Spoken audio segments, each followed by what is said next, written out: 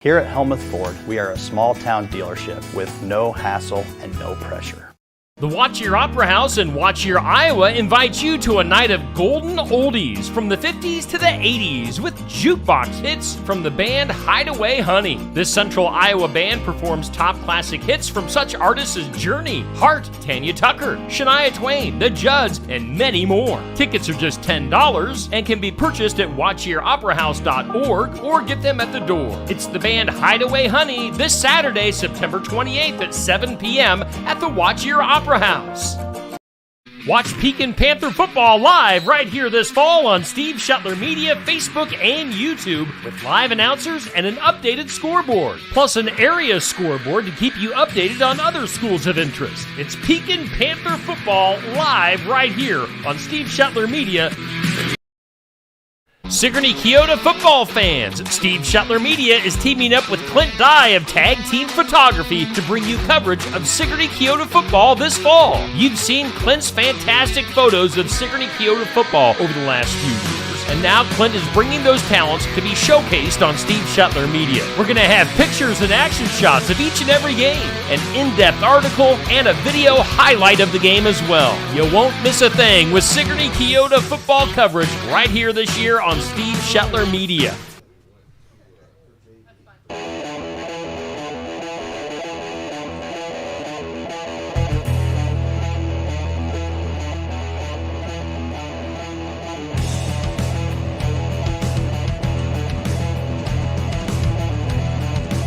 Alrighty, and welcome into Brothers Market. We are live for the sports section here on Steve Shetler Media. Another Saturday morning rolling along on this fall season here in southeast Iowa. We've got a big show lined up for you today with Albia Volleyball. We'll also be talking to Sigourney Keota's Jared Jensen. We've got Andy McGuire with us as our host, and we, as always, start off with Pekin's Clint Weber. Andy, take it away. Morning, Coach. Big game last night up in Lisbon. Didn't end up the way you wanted it. 28-15 is your final score, but it was really kind of the tale of two halves. Can you talk about that first half and maybe what wasn't going right for you and things that you saw out of the gate? Yeah, first off, hats off to Lisbon this morning, and they're a quality football team. They're rounded in all three phases of the game, and we got off to a pretty good start in the first drive. I think we drove it about 35, 40 yards with a fourth down conversion right out the gate in there. We come up empty, went out on downs, and then, they fumbled the ball right back to us the next play. So we were able to drive it even further, and we just come up empty for, the first two drives. And for a home field advantage and atmosphere that they can create anytime you come up empty on the first two drives against, the number 3 or 4 team in the state, it's going to be tough to overcome that. And, I just think our kids were adapting to speed. We talked last week about this week that they just have incredible speed, state track guys. And, we just had to adapt to the speed defensively. And it took some time to get there. And, first half just kind of, in a way, got out of hand, 21-0. And then, obviously, the second half was a little more our way. Yeah, it definitely was. I saw that the score was 21-0 at halftime, and you came back and put 15 on Lisbon, and then they were only able to score one time in that second half to get to where the final score was. What did you say to the team at halftime to have that turnaround? For me, that's a sign of excellent coaching. When you can make those adjustments and come back and have an opportunity, to get closer to maybe even tie the game. What adjustments did you guys make? Yeah, defensively, they were well prepared because our defense last year gave them trouble, and they come out with a little bit different set that didn't confuse our guys, but with their speed, it changed our alignment. We had to cheat some things, but it definitely made a difference going into the second half. And then, we had not an excuse at all. We had a couple new bodies working around on offense a little bit that, we had to get them some help to try and buy our guys some time in different areas a little better. So those adjustments definitely helped. But I think our crowd got some momentum, made a big play, kind of a double pass to break a big score open early in the second half. So it was It was kind of the other way around in the second half. Not that they weren't able to do anything, but we were able to hold them, and they missed the field goal. So we're just 2 or 3 plays go our way last night, and it's either a one score game going in the fourth quarter, or we're able to tie it up. But that's football, and that's why you play the game. Up to this point through the season, you've had some really, really lopsided scores, and we all knew this was going to be a tough game, coming into it, likely a district championship on the line here. How do you feel the team responded to this challenge? And typically on these things, it kind of goes one or two ways. The team gets better and knows where they're at, or they get a little bit disenchanted and can actually turn off a little bit because, we've lost that game. We wanted to go undefeated, and they get sidetracked by, the record, that sort of thing. How do you think the team's going to respond to this? I think they'll respond well, and they took it really, pretty hard, but, after the game. But a lot of that's just because how invested they are, and I told them that, and it should hurt. If you're okay with losing, then you're probably not a great competitor, and I thought they took it hard enough that that it's hurting this morning for them. But I guess the longer I've done this now is you find the good in it as long as you can. And I think by the time I got off the bus last night, I was pretty appreciative of what I think we need to work on for more big games, hopefully. And I do think the kids will respond well. I think it just takes a day or two, and I tell them every Friday night, whether you win or lose, get away from football. Go be a kid over the weekend. And I know we have hungry guys who are bought in the right way that, I told them a lot of teams would kill to be 4-1 right now. And, anytime you lose to a top 5 team, that's a game you can kind of expect. But getting that experience last night's going to be huge moving forward for hopefully more tight games that, we as a team just know how to handle those moments a little bit better in the future. Right. Yeah, I was looking at, really both rosters, and Lisbon brings senior, junior, maybe a sophomore, but that is a veteran group, really the same as what Pekin is. And, if you're a betting person, they're going to have the advantage just for being at home. That environment, I've been to Lisbon before. It's pretty intense.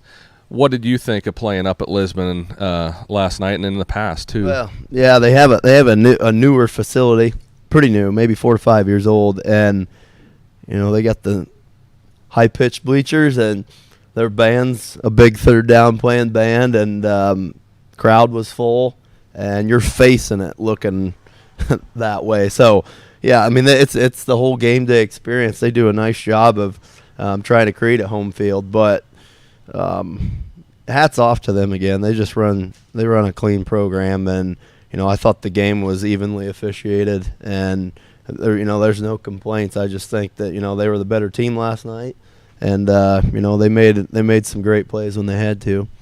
Yeah, like I say, it's definitely a tough place to play. It's impressive, but that Pekin crowd travels really well too. So can you talk about your community support and how that's been through the year?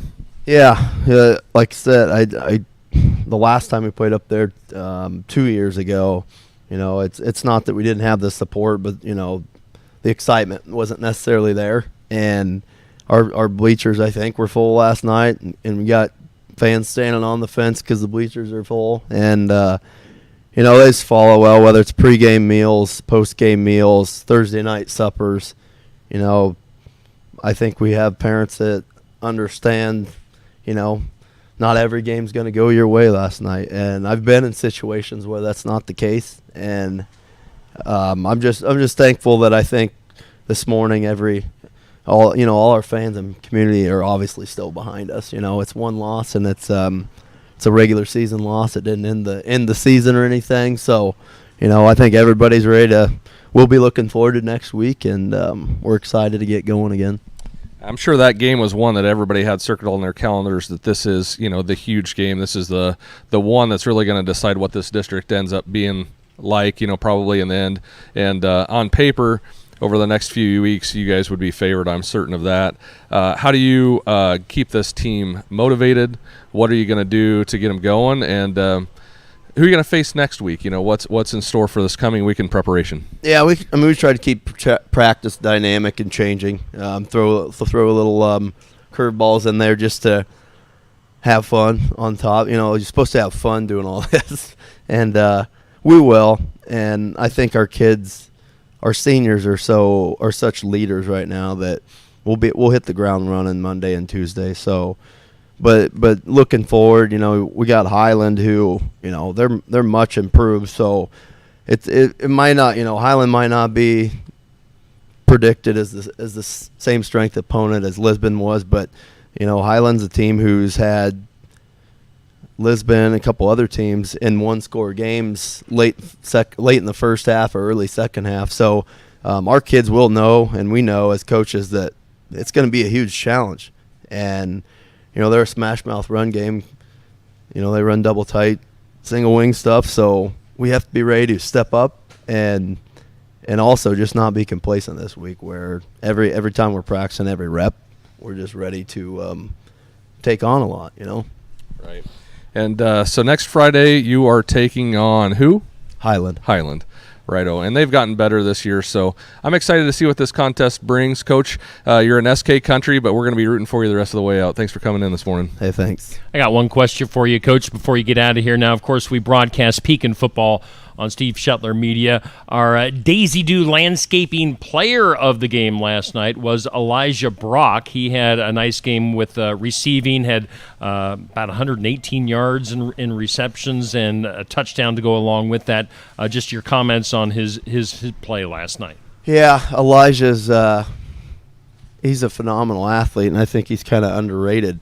And he had a crazy good year in track last year, and you could see it. He's a very fit. He saved a touchdown, and before we get to offense, he saved a breakaway touchdown, and he was the last tackle on what could have been a kick six for them. So he just plays so hard on both sides of the ball, and he's kind of worked his way in on defense naturally, and offensively he's a big body, and he's got as good a hands as anyone. He caught some footballs that were thrown off target maybe a little bit last night.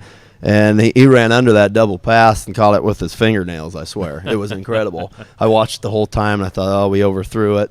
And his speed, he just ran right under it. And I'm just so proud of what he's earned, because we missed out on him last year, and I could tell the first day of practice that I'm like, this kid will find the field, because he's just a crazy good athlete. So hats off to him, and he's got maybe one of the most positive attitudes on the entire team. So I'm just so happy to coach him this year. Awesome. Well, Coach, we'll let you go. Thank you for coming in this morning. That's Coach Clint Weber of Pekin football. And there you see on your screen our Daisy Dew landscaping player of the game from last night for Pekin, as we welcome in the Albia girls. We're looking at Elijah Brock on our screen right now. We did kind of had to force a smile on Elijah's face last night. As Coach Weber was saying, you don't want to be happy after a loss, and Elijah definitely wasn't happy, so we kind of had to talk him into getting a smile on his face for our picture. So don't let that picture fool you. He wasn't too happy about the results of last night's game, but we are happy to present him as the Daisy Dew landscaping player of the game for Pekin football here on Steve Shetler Media. We are doing the sports section live from Brothers Market. Do want to invite you to go to shopbrothersmarket.com. Savings made simple. With digital coupons, you can earn rewards, get the deal of the week, shopping deals, and of course, download that app. It's a smart way to shop with Brothers Market, our host venue and lead sponsor on the Saturday morning sports section here on Steve Shetler Media. Let's take it back live to Andy McGuire. And Andy, we've got a screen full of Albia volleyball. And you know what? It's kind of history right now. This is our first ever guest from Albia here on the sports section. So welcome in, ladies, and take it away, Andy. All right, Steve Shetler Media casts a wide net, and today we have landed, what do we have here, 5 beautiful ladies from Albia to talk about Albia volleyball. So, Coach, why don't we start with you? Would you share your name, and how early did you have to get up this morning to make it all the way up to Sigourney? So I'm Melissa Cox-Dustin, and we left at 7. I was probably up 5:45 or so, but yeah, I think the girls might have slept a little bit later than that. Some of them's got a ways to travel too, though, so yeah, some live farther out than I do, so I'm sure they were up before me.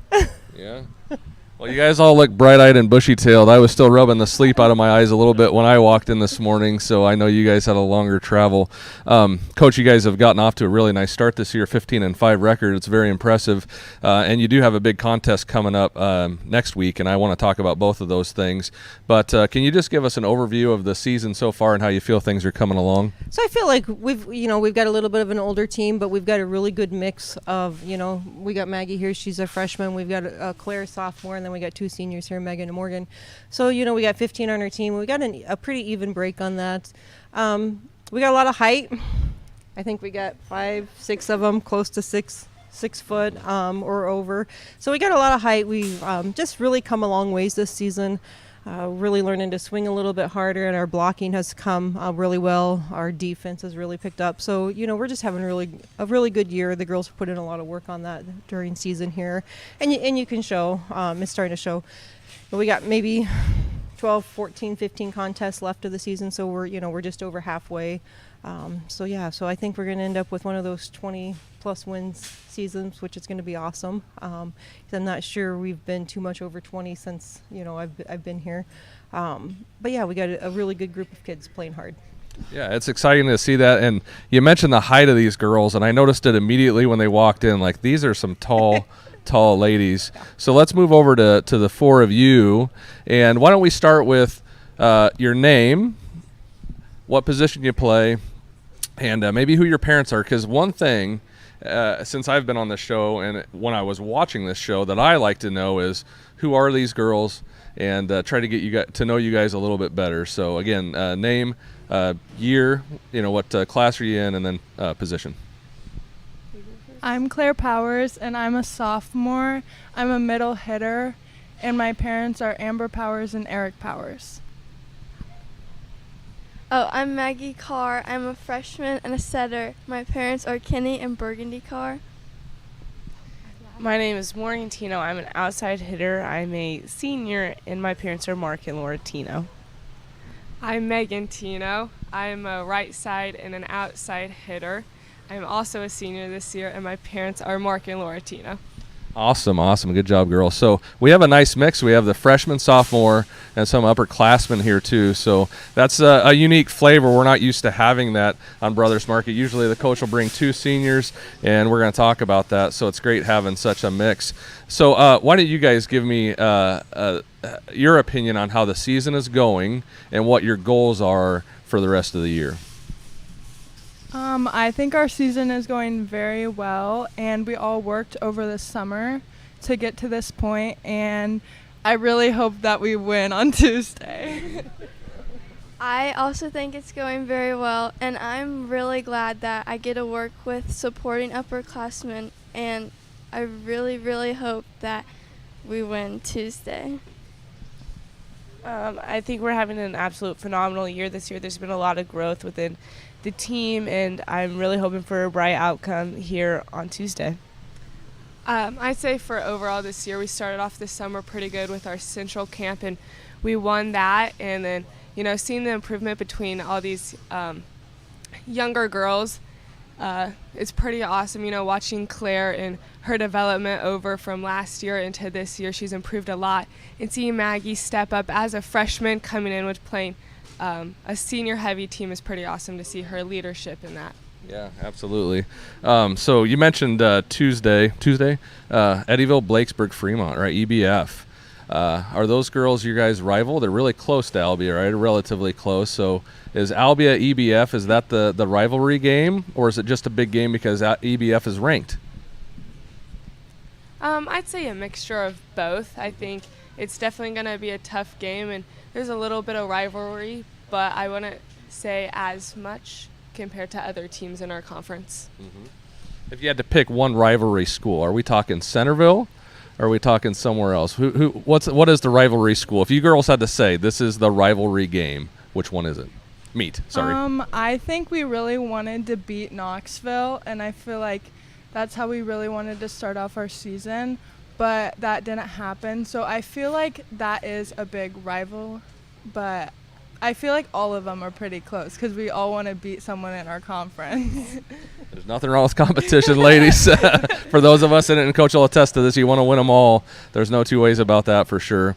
So that's exciting. Like I say, 15-5 record, and you guys have it rolling here. Big game on Tuesday. What do you guys need to do to be successful the rest of the year? I'd say our first set of Sheraton, we came out, we had a purpose, and we intended to make that happen. And I think we just need to carry that same mentality throughout the rest of the season. And I think, can go far if we carry that mentality throughout it. I think that sometimes we get off to a start where we are very slow and we have to fight back, but that wasn't the case with Sheraton. We just went for it, and I feel like if we do that every game, we'll be a lot closer on Tuesday. What Megan said with staying up in the first set, I think that is very important, and going out with a goal to make. Well, also kind of play on with what Megan said. We won that set 25-9, so we kind of set in stone what was going to happen for the rest of the game. And I feel like that's just how we kind of have to approach every game going forward, especially in with Eddyville, and show them that we are there to compete with them. Yeah, so a big game, like we say, coming up. One of the questions I love to ask guests that come on that we don't know as well as maybe we know Coach Weber or Coach Jensen that's going to be coming on here in a minute is what do you guys do to get up for a big game like that? One of the questions I love to ask is, do you guys have a song? Is there a jam? What do you guys do to prep for these things? We do indeed have a song. You may not want to know it. Now I really want to know it. I absolutely want to know what this is. It would be the riff off from Pitch Perfect. Oh, really? Yes. Okay, yeah. If you can probably hear all of us, especially our libero, Lily DeMoss, sing her heart out. But it's the best atmosphere in that locker room during that song. It's great. That's fun. Can you guys do a rendition of it for me? No. No. You know, the North Mahasker girls we had, and their jam was Cotton Eye Joe. And I tell you, girls, I think I had one that was actually leaning forward to get up and do that dance. So one of these days, Steve, we're going to land one, and it's going to happen. So that's exciting. Okay. Yeah. So what else do you guys do as a pregame or maybe even postgame? Do you guys have a celebration you get together? Do you guys get together for meals? What do you do for team building? We have a meal before each game, and I feel like that also gets us hyped up. And we also throw out volleyballs to our student section. And when we go to the meal, we usually sign the balls and we toss them out when they our starting roster. But sometimes we also do non-starters. They also get called out, and so then they throw the balls too. Something that I would say that kind of gets us ready for the games would be starting off with that team meal, and then all of us going into the gym and the varsity, just doing each other's hair, doing Maggie's makeup, and then just sitting in the locker room listening to music, just kind of getting ourselves ready for the competition that night. Yeah, that's exciting. Let's bring Coach back in. Coach, one thing I want to do is have you talk about the team, and specifically maybe even these four ladies right here. So if you could describe these four one by one, tell us what you think of these ladies, what they bring to the team. Okay, so like you had said earlier, we got a big mix here of players age-wise. So I'm gonna start with Maggie, our youngin over here. Maggie's our freshman setter. I expect a lot out of Maggie, and she kind of knows that from club. She's one that's gonna work hard for everything we do. I've been really impressed with her and her leadership. Like you said, we're running a 6'2" this year. We have a senior setter. She could run the 5'1", but we have the height. So, we need that height in our front row. So decided this year we're going to run a 6'2", and Maggie's been doing an awesome job coming in there. As a freshman, like I said, that's pretty hard. She's just been playing varsity here. So that's pretty hard to step in there. But our girls have taken to her. She's learned a lot from Chloe, very willing to learn, and very, very proud of what she's been doing on that aspect. So I think one of our goals was to have at least 100 assists this year, and I know she's over that. So, we've beat our goals on that. So we'll start with Maggie there. Next up, we got Claire. So Claire's our sophomore. So the one thing that I've been most impressed with Claire with this year is last year we just wanted to hit a 2 ball, which is a high middle middle set. Over the summer, I'm like, you got to try the 1. Try it quicker. So we moved it down, I think, to the 15, we call it, which is not quite as quick, but it's lower than the 2.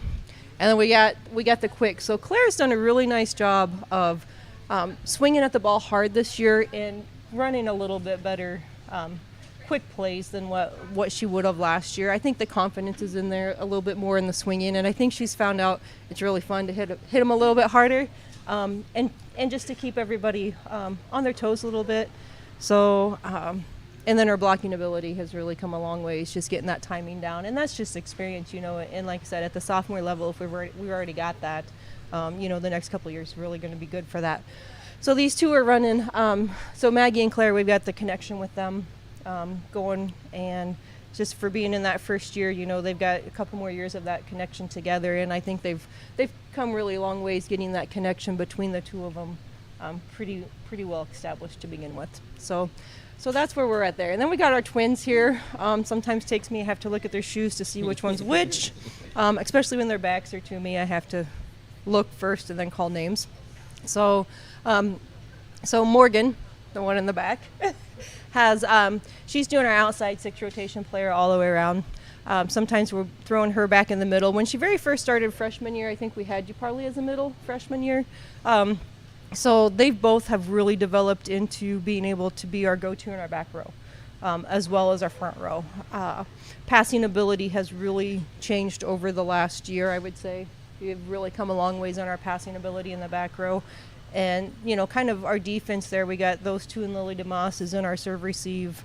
I'm going to say 99.8% of the time. Every once in a while we'll throw one of them out, but, the majority of the time they're in our serve receive, and they're doing our defense and doing a really great job of keeping the ball on our side so our hitters can put it down.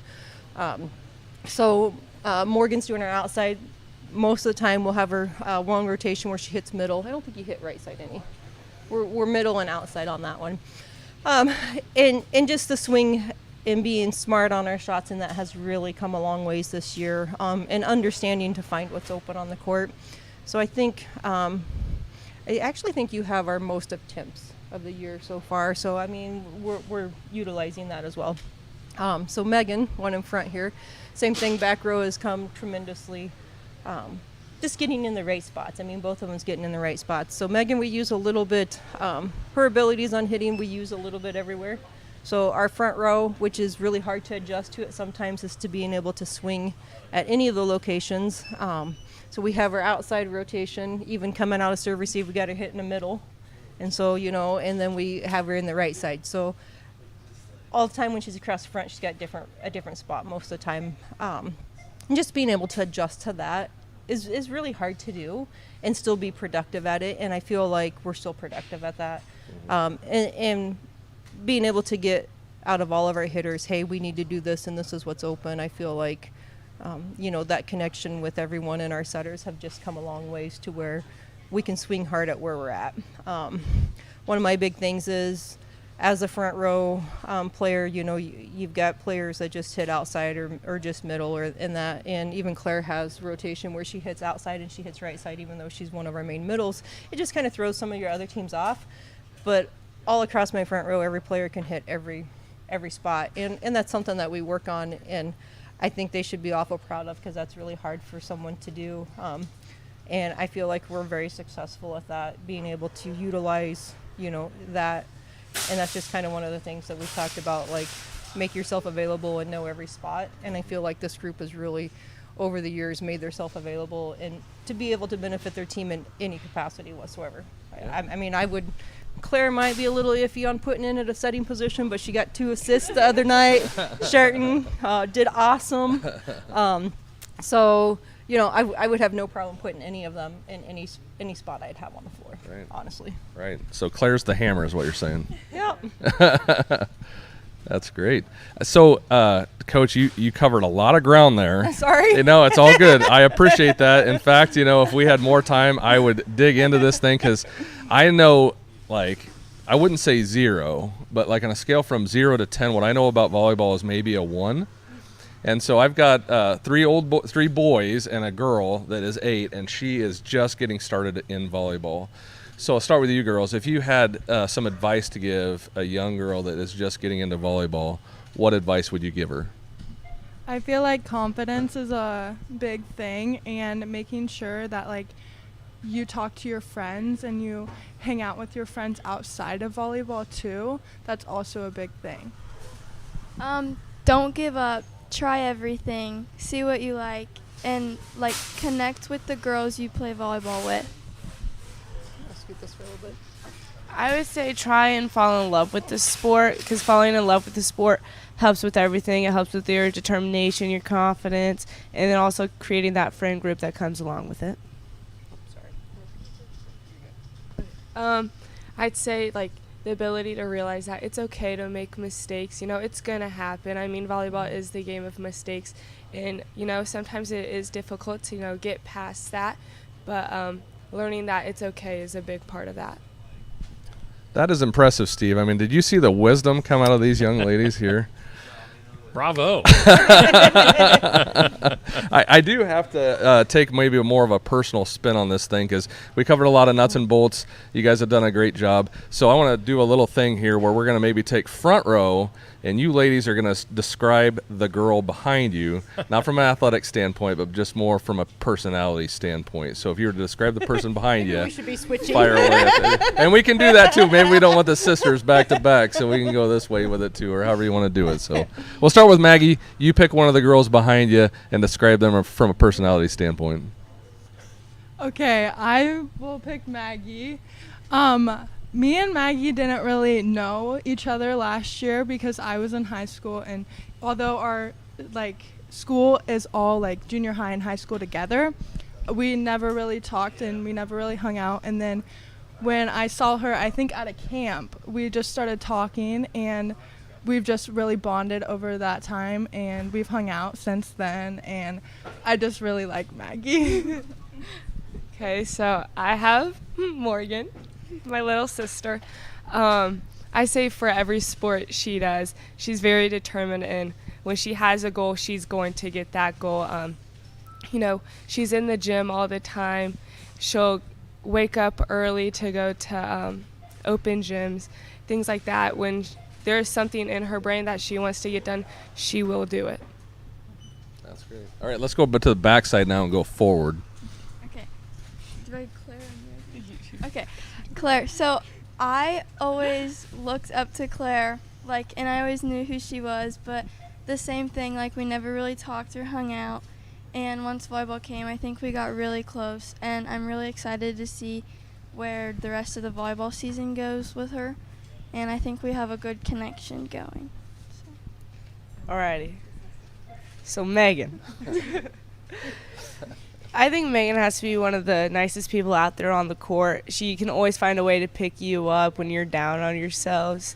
There's nobody else that I would count on besides her to kind of help me get out of those tough situations that I put myself in. And she's someone that we can always count on, and I absolutely love having her as a leader on the team and also as my sister. You're gonna make me cry. Look at this. This is like a feel-good moment amongst this team, right? It's very rare for All her. right. So let's trip over into danger zone, and this will be the last thing we'll do. So I want you girls to describe Coach for me. We'll see how that goes. So let's start front, and work our way around the horn here. Okay, last year I choose who runs. Oh, we've got the gloves have fallen off. This has been tampered with. Okay, so last year I came into volleyball, and I really didn't have an IQ of volleyball. I just kind of played because I was tall, and everyone just said, "Oh, you'd be a good middle. You should play." And then I honestly thought that I was not going to get a chance at volleyball in 9th grade. And I actually started that year, and she just believed in me even when I thought that the other girls, if I messed up, oh no, they're going to be mad at me. No one was ever mad at me, and she just always was there to pick me up and tell me that oh, this is what happened and this is what you do to fix it, and then you just move on. And I think that really helps me. So, yep.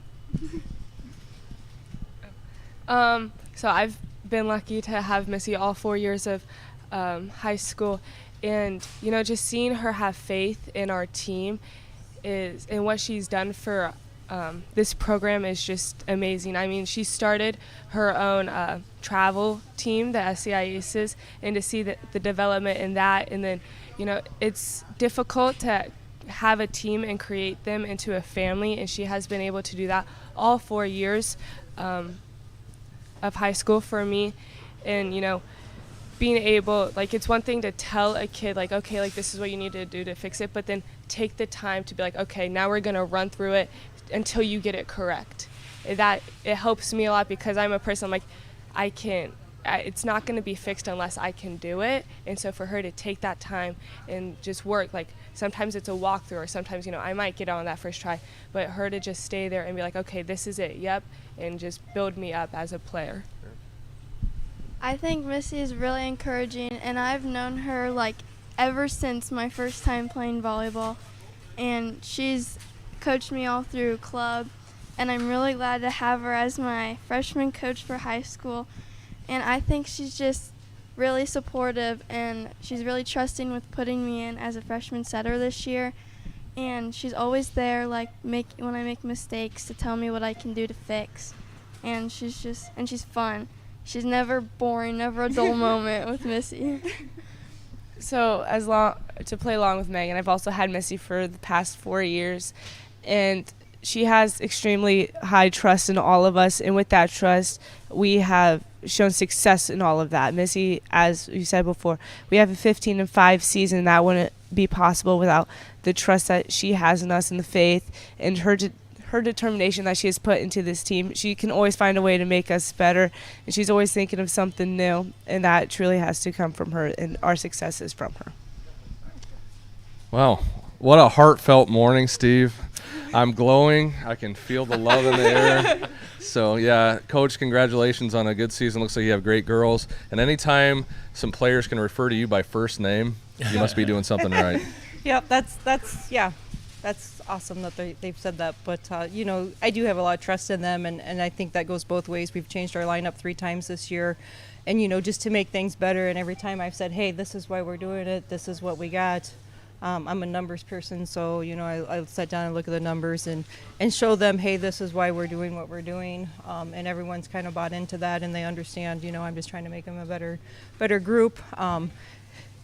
You know, I can't be out there on the court and do it, though. They got to do it. So, you know, I'm thankful that they take to heart and they implement what we suggest. And, yeah, it's just a lot of fun.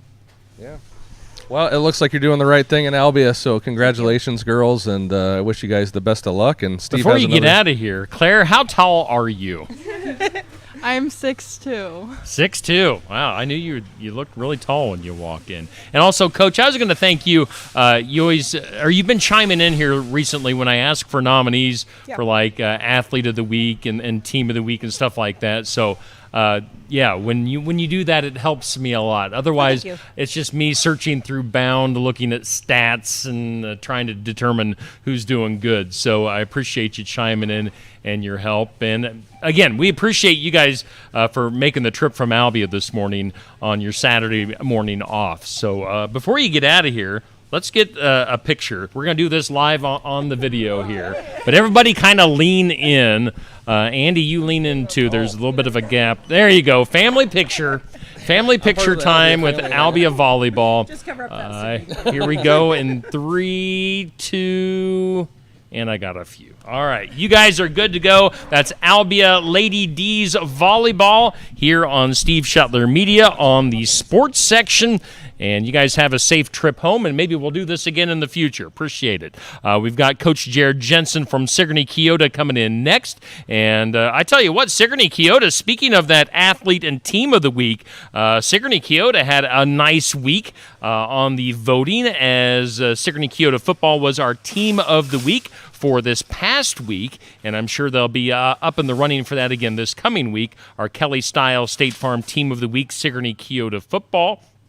And then also our athlete of the week was Sigourney Keota's Braden Wood, who had a nice game last week. So Braden, a bunch of votes, over 400 votes this past week. So congratulations to Braden and the SK football team. We are doing the sports section. We are live from Brothers Market in Sigourney. Before we go back on, let me adjust my camera a little bit since we went from a billion girls to Andy and Jared Jensen, who is our guest. Guys, take it away.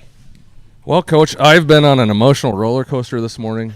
We started out with Coach Weber, and we know how that turned out against Lisbon last night, so my heart was saddened.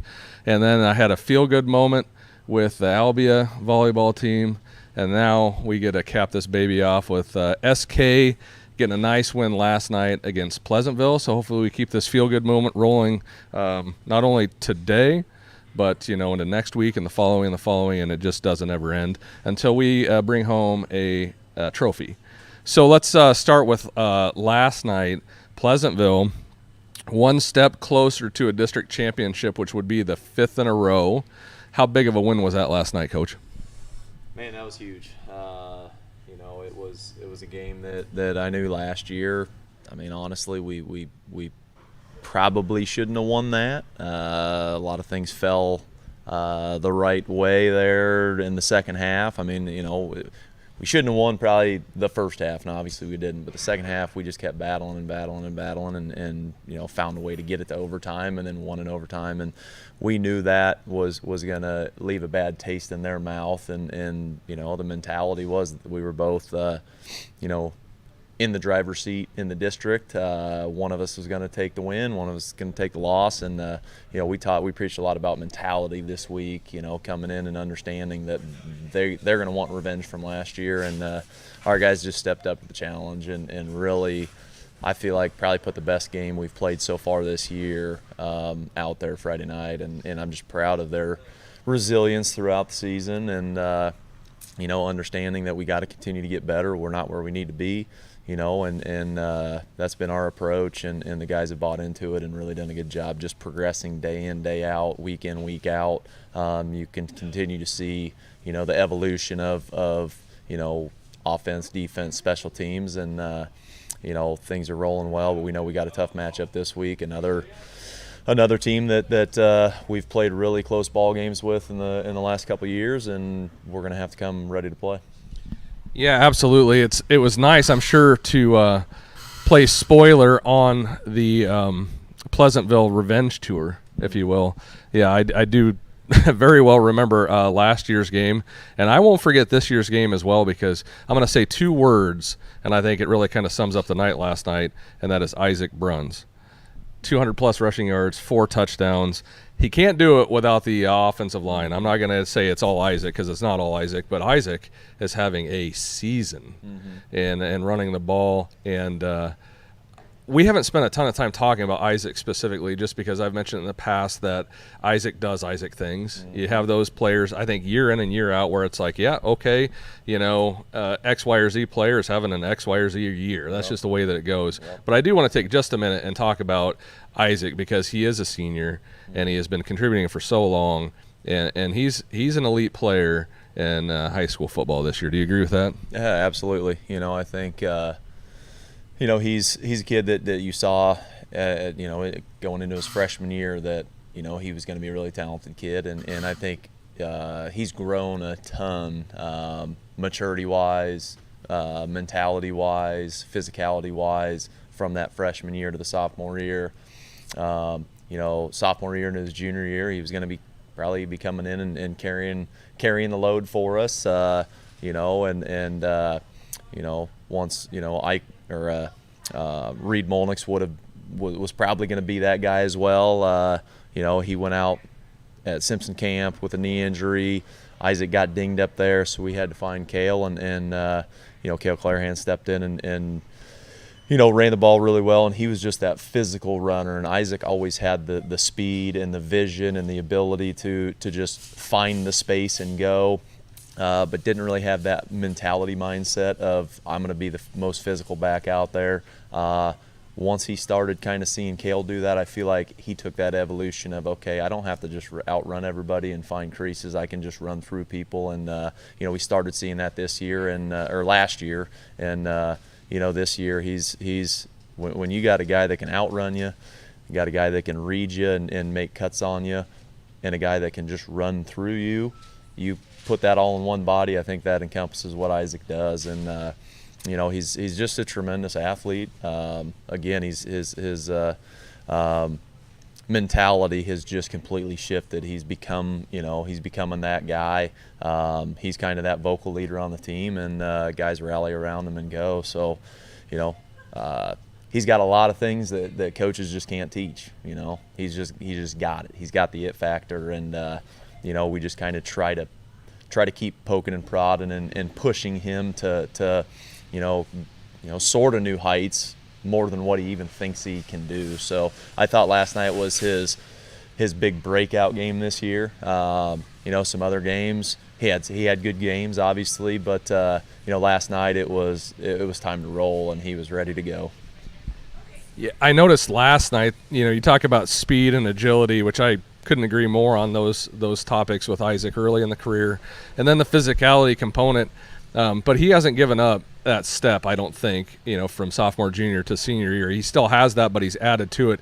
There were a couple of runs that he broke loose last night where he actually literally turned around like, is somebody going to chase me? And nobody was there. Mm-hmm. And I think when you look at Pleasantville's strengths, it's not on size, it's more on speed for Pleasantville. And for him to be able to exploit that against that team last night, which is, for the casual fan, the district championship game potentially, I think speaks volumes to where the team is at currently and where you're going to be going with this thing. One thing I did want to talk about from last night that might be an issue moving forward, or something that needs addressed, would be that passing game. Mm-hmm. What do you need to do to continue to develop that passing game moving forward? We've got to keep working, and we've been working on it. You know, we've got to make sure we get the ball out sooner. We got to get our eyes downfield, not wait for guys to get open. We've got to throw them open. You just got to read the defender and see, okay, if he's even, he's leaving. You know, let it go. And there's times that we just don't let it go. Other times we got pressure in our face, so we can't get both on the same page. You know, but like you said, we're gonna have to be able to do that, and you know, when we face a team that can stop our run, we've got to be able to air it out and go. And you know, it's just, problem is we work on pass, but obviously we spend most of our time focusing on our run game because we know we have to do that at an elite level to be successful within our offense. But you know, it's a little bit of everybody involved that we just got to get it cleaned up. We've got to be able to pass protect. Quarterbacks, when you do have that time, you've got to make sure you make the right reads and get it out. And then when you're pressured, you've got to avoid it. You know, I mean, that's just the reality of it. Keep your eyes downfield, but you got to be able to avoid what's going on in front of you with your eyes still downfield. And I think I've got to find a way to train them to when you feel that pressure, not taking your eyes off of our routes that are out there, and you know, whether it's stepping up, flushing out, but you know, we got to do a better job coaching that, and you know, continue to just work on it. So I would call last night's game against Pleasantville kind of the prototypical SK victory. I would love to see, and I haven't looked at the stats, but the third down conversion rate last night, you had some long sustained drives, and moving forward against Pella Christian, Colfax Mingo, EBF is probably going to be the mantra. And we've just talked about the passing game and getting that thing going. Are you going to have those opportunities to prep for those playoff games? Because you're going to make the playoffs. Mm-hmm. I mean, nothing's guaranteed in life, but I'll say it, playoff berth is almost a guarantee for this program. Yep. How do you continue to get that coaching time in on these kids and get that passing game ready so we can have success in the playoffs? Yeah, you know, I mean, I think we just got to devote a little more time to it.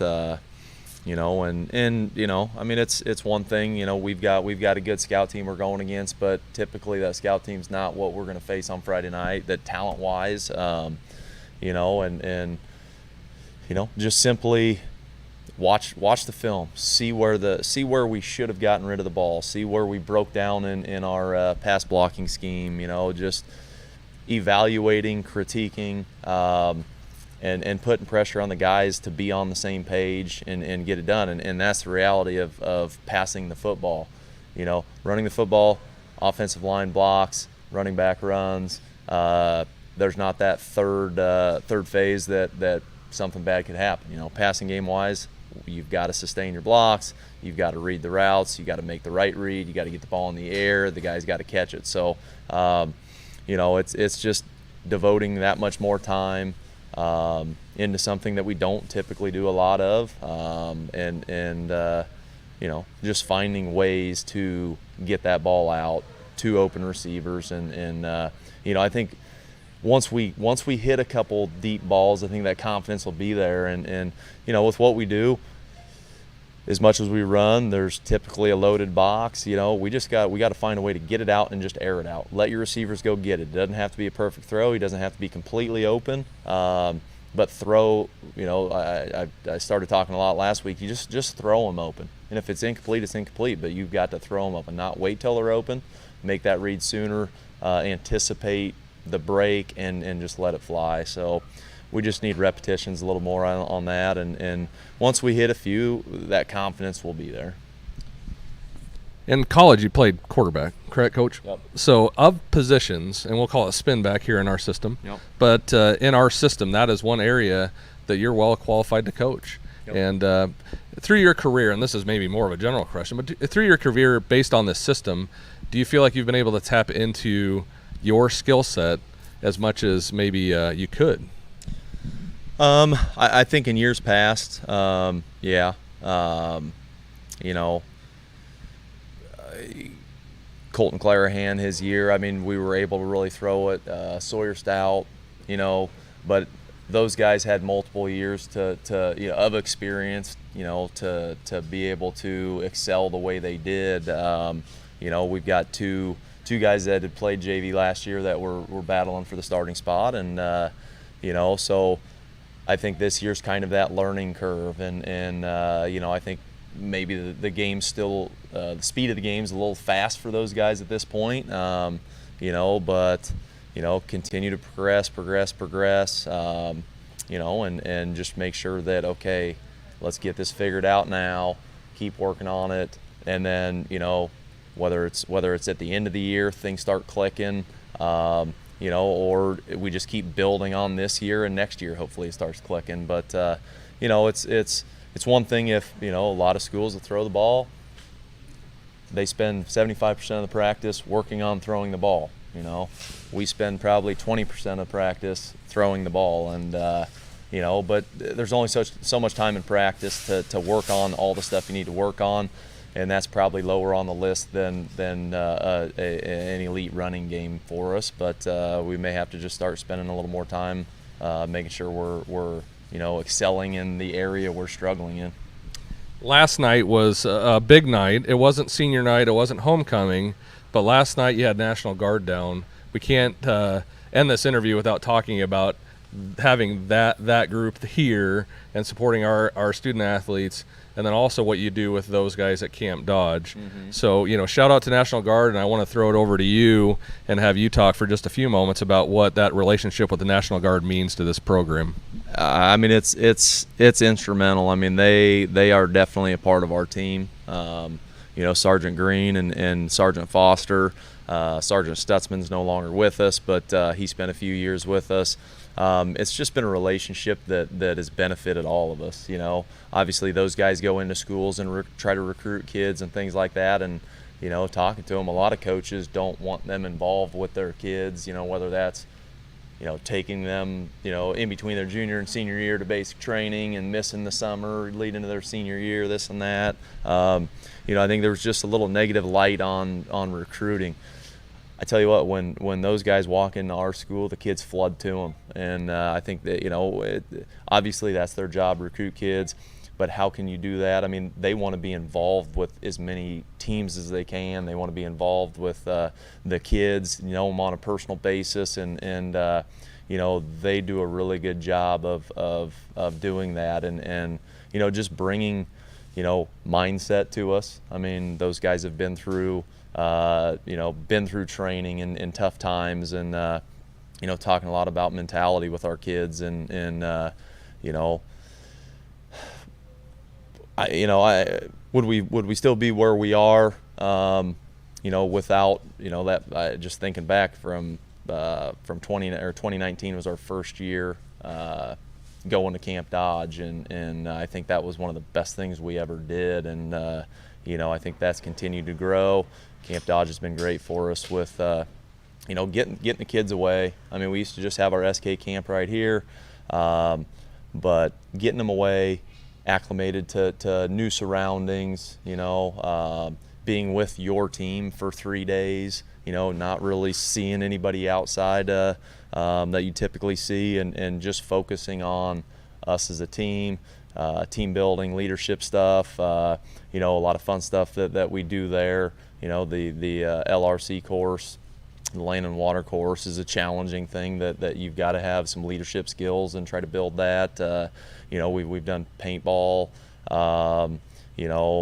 just some other team building activities within the confines of Camp Dodge, and I think it's a beautiful marriage between us. They and I think those guys will say it. They do feel like they are part of our program, and that's really because they are. But they've done a great job, and really and it doesn't matter what you're asking of them, they're willing to come do it. Whether it's a need that you have, them just showing up and congratulating or talking to our kids. I know they've come and worked some of the track meets we host and things like that. I mean, they want to put themselves out there because I think a lot of kids are a little intimidated by a recruiter. Oh, I'm not going to do this. Once you start talking to those guys, there's a lot of benefits for a lot of kids. Whether that's active Army or guard-wise or any branch of the military, there's opportunities for kids out there that they would maybe never have in their lifetime, and they just want other people to understand that, and they know they're not going to get every kid they talk to, and that's fine, but they want to leave a long-lasting impression that this is an opportunity for you if you want this, and so I think having them on board with our team has been one of the best things that we've done in the last 10-12 years. I couldn't agree more with that, Coach. My son's back. He was a senior last year, freshman in college this year. We walked in the gate, and Sergeant Green, Sergeant Foster were there, and they looked at each other. My son looked at the National Guardsman, and they just made eye contact, and they gave each other a smile like, yep, how you doing, that sort of thing. It wasn't really a conversation, but they acknowledged it, and they knew who he was, and that means a lot to me as a parent that they established that relationship. And he didn't join the National Guard, but they were there for him, and I know that if he had questions about whatever, that those guys would be there to answer him and be good role models. And they do that in many different forms. You don't have to join the Guard to have that positive impact on a program, and you've had that. You had Jackson Droz a few years back, and I think Jax Weber, as I understand, is going to be pulling the trigger on that thing too. Yep. So there's different ways that organization, those Patriots, affect our organization, our team. And that's huge. Another thing that happened this week is you had a couple of former University of Iowa Hawkeye football players come and talk to the team. Can you tell us about that quickly? Yeah, Jax Weber brought it to my attention earlier in the year. Hey, would you be open to having Boone Myers and Landon Paulson come and talk to us on a Thursday night? And yeah, like that'd be great. He didn't really give any specifics, but on Tuesday night he's like, hey, is it all right if they come this Thursday? Absolutely. And I think that it was good. Sergeant Foster was there to talk to us right after practice before we left the field, and then we went and got in line, got some food, and then those guys had the opportunity to talk to our kids, and it was good. Those guys have played at the highest level in college and have been through a lot of adversity, whether that was in high school, whether that was in college. I know Landon talked a lot about his wrestling career and some of the trials and tribulations he had there, and the goals he had set, and and some of them he did not reach, but they talked a lot about don't have the fear of failure. If you have the fear of failure, you're not going to be playing as hard as you possibly can, So he said, don't worry about failure. Everybody's going to fail. Nothing's ever going to be perfect. But, if if you are going to fear failure, you're going to hold yourself back. And they had a good message. I think both of them related well to the kids, just because obviously they were football guys, and some trials and tribulations with, like Boone. He said, I wasn't recruited highly. I had a 20% scholarship at UNI. Started doing some camps and things like that, and